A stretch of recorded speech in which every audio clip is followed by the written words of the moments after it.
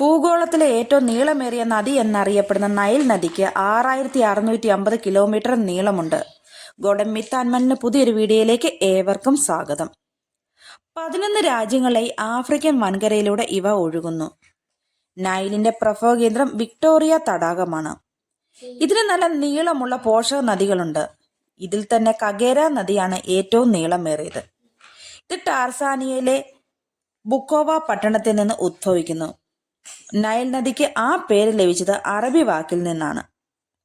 നദീതടം എന്നർത്ഥമുള്ള നൈലോസ് എന്ന ഗ്രീക്ക് പദത്തിൽ നിന്നാണ് നൈൽ എന്ന അറബി വാക്ക് ഉണ്ടായത്. പുരാതന ഈജിപ്തുകാർ നൈൽ നദിയെ നാടിന്റെ പിതാവായും ഈജിപ്തിനെ അതിന്റെ പുത്രിയായും കരുതിയിരുന്നു. പുരാതന ഈജിപ്തുമായി ബന്ധപ്പെട്ടിട്ടുള്ള എല്ലാ ചരിത്രവും നൈൽ നദിയുമായി ബന്ധപ്പെട്ട് കിടക്കുന്നു. ഈജിപ്ഷ്യൻ സംസ്കാരം നൈൽ നദിയുടെ കരയിൽ നിലനിന്നിരുന്ന സംസ്കാരമാണ്.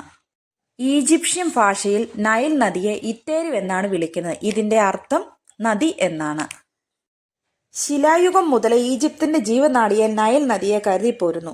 ഈജിപ്ഷ്യൻ നാഗരികത ഉടലെടുത്തത് നൈൽ നദിയുടെ തീരങ്ങളിലാണ്.